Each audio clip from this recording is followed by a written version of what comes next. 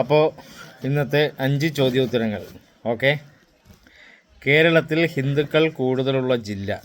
കേരളത്തിൽ ഹിന്ദുക്കൾ കൂടുതലുള്ള ജില്ല എന്നറിയപ്പെടുന്നത് അത് തിരുവനന്തപുരമാണ്. കേരളത്തിൽ ഹിന്ദുക്കൾ കൂടുതലുള്ള ജില്ല എന്നറിയപ്പെടുന്നത് തിരുവനന്തപുരമാണ്.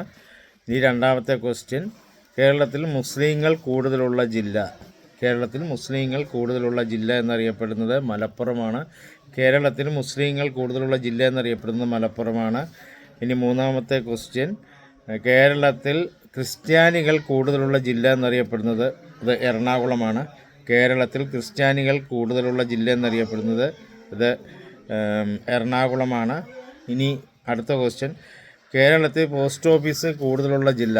കേരളത്തിൽ പോസ്റ്റ് ഓഫീസ് കൂടുതലുള്ള ജില്ല എന്നറിയപ്പെടുന്നത് അത് തൃശ്ശൂരാണ്. കേരളത്തിൽ പോസ്റ്റ് ഓഫീസ് കൂടുതലുള്ള ജില്ല എന്നറിയപ്പെടുന്നത് അത് തൃശ്ശൂരാണ്. കേരളത്തിൽ വിസ്തീർണം കൂടിയ ഗ്രാമപഞ്ചായത്ത്. കേരളത്തിൽ വിസ്തീർണം കൂടിയ ഗ്രാമപഞ്ചായത്ത് എന്നറിയപ്പെടുന്നത് കുമളിയാണ്. കേരളത്തിൽ വിസ്തീർണം കൂടിയ ഗ്രാമപഞ്ചായത്ത് എന്നറിയപ്പെടുന്നത് കുമളിയാണ്. അത് ഇടുക്കി ജില്ലയിലാണ് കുമളി. ഇടുക്കി ജില്ലയിലാണ് കുമളി. ഓക്കെ.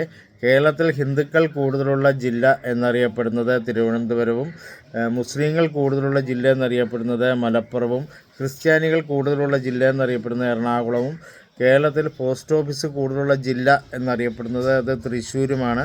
കേരളത്തിൽ വിസ്തീർണം കൂടിയ ഗ്രാമപഞ്ചായത്ത് അത് കുമളിയാണ്. അത് ഇടുക്കി ജില്ലയിലാണ്. Okay, by.